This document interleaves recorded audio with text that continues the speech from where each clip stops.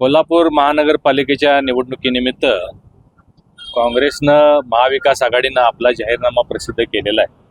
तो आत्ताच माझ्या हातामध्ये आला आणि ते सगळं पाहिल्यानंतर अतिशय हास्यास्पद असा हा जाहीरनामा आहे असं म्हणावं लागेल. कारण हे बघा, यामध्ये मला वाटतं सूर्य आणि चंद्र सोडून सगळंच त्यांनी कोल्हापूरकरांना देतो असं काही आश्वासन देण्याचा प्रयत्न केलेला, जे नेहमी त्यांची सवय आहे. यामध्ये काही मुद्दे मी आपल्याला वाचून दाखवणार आहे. स्वच्छ आणि सुरक्षित स्वच्छतागृहे, सुरक्षित पाळणाघरे हे त्यांनी देतो म्हणून प्रॉमिस करायला लागलेले आहे. कौशल्य प्रशिक्षण केंद्र, महिलांसाठी पिंक बस, महापौर गुणवत्ता शिष्यवृत्ती, शाळा इमारती आणि खेळांचे मैदान दुरुस्ती, नवीन रुग्णवाहिका, नवीन फिजिओथेरपी अँड डायलिसिस सेंटर, उत्तम दर्जाचे रस्ते, पूर रेषेचे काटेकोर पालन, सौर ऊर्जेवर चालणारे पथदिवे, घरगुती गॅस पाईपलाईन, शहरांतर्गत रस्ते, आंतरराष्ट्रीय दर्जाचे क्रीडा संकुल, कचरा व्यवस्थापन, विरंगुळा केंद्र, दिव्यांग ज्येष्ठांसाठी सुविधा आणि सगळ्यात महत्त्वाचं म्हणजे भ्रष्टाचार मुक्त कारभार. आता एवढ्या गोष्टी ज्या त्यांनी प्रॉमिस केलेल्या आहेत, 15 वर्ष कोल्हापूर महापालिकेची सत्ताही त्यांच्या ताब्यामध्ये आहे. इतक्या वर्षात त्यांनी हे का नाही केलं? आज तुम्हाला हे का सुचायला लागलंय? हातातून सत्ता निघून गेलेली आहे हे लक्षात आल्यामुळं त्यांनी मी आपल्याला सांगितल्याप्रमाणे सूर्य चंद्र सोडून अनेक गोष्टी लोकांना प्रॉमिस केलेल्या आहेत आणि लोक शोधणे जागरूक आहेत. 15 वर्षात जे त्यांनी दिलं नाही ते आता देतो म्हणतायत. दुसरं, या सगळ्या बाबी पूर्ण करण्यासाठी मग तुम्हाला रस्ते करायचे असू देत, आंतरराष्ट्रीय क्रीडा संकुल बांधायचे असू दे, पूर रेषेसाठी काही गोष्टी करायच्या असतील, रुग्णालय, रुग्णवाहिका, स्मार्ट शाळा, या सगळ्यासाठी निधीची आवश्यकता आहे. आज त्यांचं राज्यात सरकार नाही आहे, आज त्यांचं केंद्रात सरकार नाही आहे, जिल्ह्यामध्ये एकही काँग्रेसचा आमदार विधानसभेमध्ये नाही आहे. मग हा निधी येणार कुठून? हे सुद्धा कोल्हापूरचे सुज्ञानी जागरूक नागरिक जाणतायत. आणि सगळ्यात हास्यास्पद ज्याचा उल्लेख मी केला की भ्रष्टाचार मुक्त कारभार करणार म्हणून त्यांना सांगायची वेळ आलेली आहे.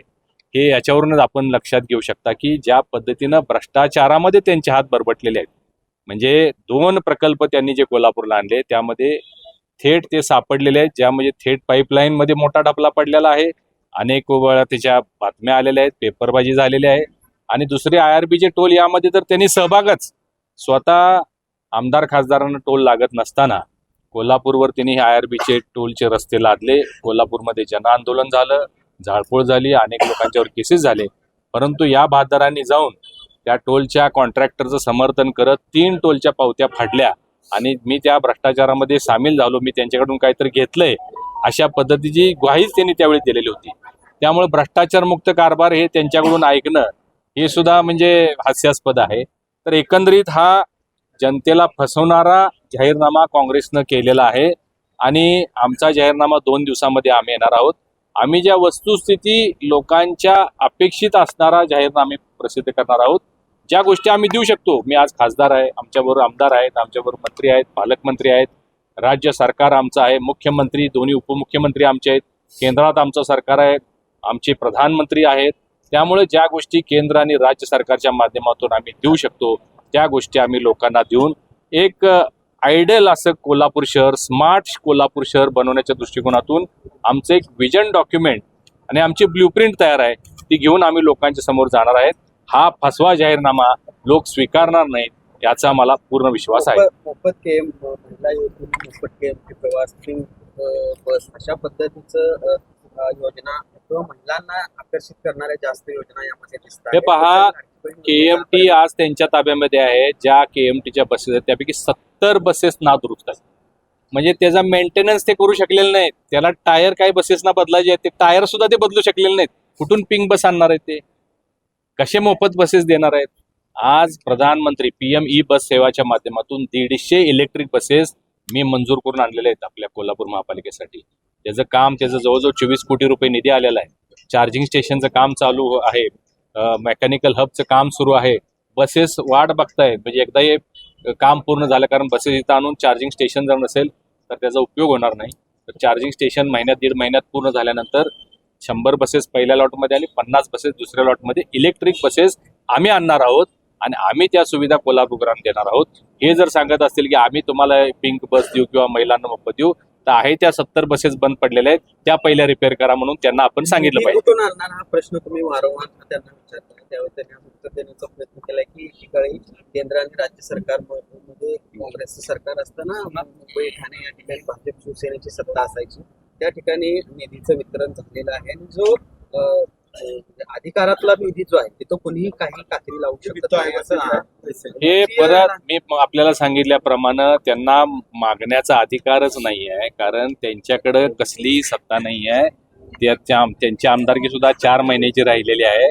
त्यामुळे अशा पद्धतीनं गोल गोल उत्तरं जर ते देत असतील निधीच्या बाबतीत तर ते लोक स्वीकारणार नाही आहेत. जेट पाईपलाईन संदर्भात एक प्रेझेंटेशन झालं यानंतर हे बघा ते बोलणार नाहीत म्हणजे बोलायला जागाच नाही, त्यांना चेहराच नाही बोलायला. कारण ज्या कावळांना काय टाकीचा फोटो त्यांनी दाखवला आणि सांगितलं की या टाकीचं पाणी खासदार पितात, ती टाकी 10 वर्ष झालं बंद आहे. ती टाकी पाडण्याचे आदेश झालेले आहेत, परंतु लोकांच्या समोर यायचं. राहुल गांधींनी जसं वोट चोरीचं प्रेझेंटेशन दिलं होतं आणि तोंड कशी पडले बिहारच्या निवडणुकीमध्ये, तसंच काहीसा प्रकार ह्यांचा आहे. तोंड कशीच पडणार आहेत. लोक सुज्ञ जागरूक आहे. अरे जर टाक्या झाल्या असतील, पाणी पोचत असेल तर अजून सुद्धा महिलांचे मोर्चे का निघतायत? आठवड्यातून 2 वेळा कोल्हापूर शहरामध्ये घागर मोर्चा निघतो. महिलांचा आक्रोश आपल्याला पाहायला मिळतो की आम्हाला पूर्वीची शिंगणापूर योजना द्या, पाणी आम्हाला द्या, काहीतरी करून द्या. आठवड्यातनं 2 वेळा द्या, 3 वेळा द्या. हा जर आक्रोश आहे तर मग तुमची जर योजना पूर्ण असती तर आक्रोश झाला असता का? एवढं लोक समजूतदार आहेत, जागरूक आहेत. दुसरा एक प्रश्न असा उपस्थित केला गेला तर एक वर्षभरात नक्की काय केलेलं आहे, आमदारांनी काय केलेलं आहे किंवा कोल्हापूरसाठी काय केलं असा प्रश्न त्यांनी त्या ठिकाणी उपस्थित केला. ते पहा, कोल्हापूरमध्ये गेल्या 1 वर्षामध्ये ज्या गोष्टी त्यांनी थांबवल्या त्या सगळ्या आम्ही आता पूर्ण करायला सुरू केलेल्या आहे. 2च उदाहरणं मी आपल्याला चांगली देईन की बास्केट ब्रिज हा 2017 साली मी पूर्ण केला होता. त्याच्या बाबतीत सुद्धा त्यांनी टिंगलटवाळी केलेली होती. त्यांनी सांगितलं होतं कुठं हा बास्केट ब्रिज, हवेतला ब्रिज आहे, अशा बास्केट ब्रिजची कल्पनाच नाही आहे. परंतु तो मंजूर होता, तो रद्द करण्याचं पाप यांनी केलेलं होतं. परमेश्वर माझ्या पाठीशी आहे, भारतीय जनता पार्टी माझ्या पाठीशी असल्यामुळे पुन्हा एकदा मी राज्यसभेवर गेलो आणि आता तो बास्केट ब्रिज मंजूर झाला. त्यांनी कालच्या प्रेसमध्ये अशी टीका केली की 170 कोटीचा ब्रिज 1040 कोटी कसा झाला. तर एवढं अज्ञान त्या माणसाचं आहे, म्हणजे बालबुद्धीच त्यांना म्हणावं लागेल की आता 4.25 किलोमीटरचा फ्लायओव्हर, पूर्वी फक्त ब्रिज आपण नदीवर बनवणार होतो, परंतु आता नवीन जो प्लॅन बनवला आहे तो कोल्हापूरकरांच्या सुरक्षेच्या दृष्टिकोनातून शिरोलीपासून 4.25 किलोमीटरचा फ्लायओव्हर होणार आहे आणि त्याच्यामध्ये बास्केट ब्रिज इन्क्लूड केला. या 4.25 किलोमीटरचा खर्च आणि कागलमध्ये 1 किलोमीटरचा फ्लायओव्हर असा मिळून तो 1040 कोटी रुपयाचा बास्केट ब्रिज मंजूर झाला. हे काम या वर्षामध्ये झालेलं आहे, आत्ता टेंडर झालेलं आहे. कोल्हापूर शहरामध्ये राजेश क्षीरसागर साहेबांच्या माध्यमातून कन्व्हेन्शन सेंटर, ते कन्व्हेन्शन सेंटर 300 कोटीचं त्याचं टेंडर झालेलं आहे, त्याचं DPR झालेलं आहे, ते काम सुद्धा मंजूर झालेलं आहे. त्याचबरोबर कोल्हापूर शहराअंतर्गत शिवाजी पूल ते तावडे हॉटेल हा फ्लायओव्हरचं टेंडर सुद्धा पेपरला आलेलं आहे. कन्सल्टन्सीचं टेंडर निघालेलं आहे. तर ते टेंडर झाल्यानंतर त्याचे डिझाईन ड्रॉइंग बनवले जातील आणि ते काम पूर्ण केलं जाईल. शहराअंतर्गत रस्त्यांसाठी राजेश क्षीरसागर साहेबांनी जवळजवळ 100 करोड रुपये आणलेले आहेत. काय झालं जर तुम्ही विचारला तर लिस्ट एंडलेस आहे. अनेक कामं झालेले आहेत. केशवराव भोसलेसाठी मोठा निधी आलेला आहे, त्याचं काम आता पूर्णत्वास यायला लागलेलं आहे. ही कोल्हापूरकरांची मागणी होती. रंकाळाचं तुम्ही सौंदर्य बघा, हे 1 वर्षातलं काम आहे. रंकाळा जसा मरीन ड्राईव्हला क्वीन्स नेकलेस म्हणलं जातं त्या पद्धतीचा रंकाळा सुशोभित झालेला आहे. रंकाळ्यामध्ये खूप असा सुंदर नागपूर स्तरावरचा फाउंटन त्या ठिकाणी झालेला आहे. अनेक पद्धतीची कामं झालेली आहेत, ती त्यांना दिसणार नाहीत, कारण कावीळ झालेल्याला सगळं जग पिवळं दिसतंय, तसं त्यांना ते दिसतंय असं मला वाटतं. संभाजीनगर बस स्थानक पूर्ण झालेलं आहे, मात्र उद्घाटन करायला तुमच्याकडे वेळ नाही. यापुढे काय विकास करणार असा देखील आरोप संतोष पाटील. परत सांगा. संभाजीनगर जे बस स्थानक आहे ते पूर्ण झालेलं आहे, मात्र उद्घाटन करण्यासाठी आता सत्ताधारी जे आहेत त्यांना वेळ नाही. यापुढे काय हे विकास पहा, संभाजीनगरचं बस स्टँड पूर्ण झालेलं आहे, आधुनिक पद्धतीचं झालेलं आहे आणि कार्यान्वित आहे. उद्घाटन आज होईल नाही तर उद्या होईल, त्याच्याशी काय घेणं देणं आहे? उद्घाटन झालं नाही म्हणून बस स्टँड बंद केलेला आहे का? बस सेवा चालू आहे, लोकांची सेवा चालू आहे. मोठ्या कोणाच्या नेत्यांच्या हस्ते, केंद्रीय किंवा राज्यमंत्र्यांच्या हस्ते वेगवेगळी जी कामं पूर्ण झालेले आहेत. पोलीस क्वार्टरचं काम पूर्ण झालेलं आहे, अनेक कामं झालेले आहेत. उद्घाटनासाठी कोणतरी वरिष्ठ नेते आले पाहिजे, ज्यांनी निधी दिला, यासाठी ते काम पेंडिंग आहे.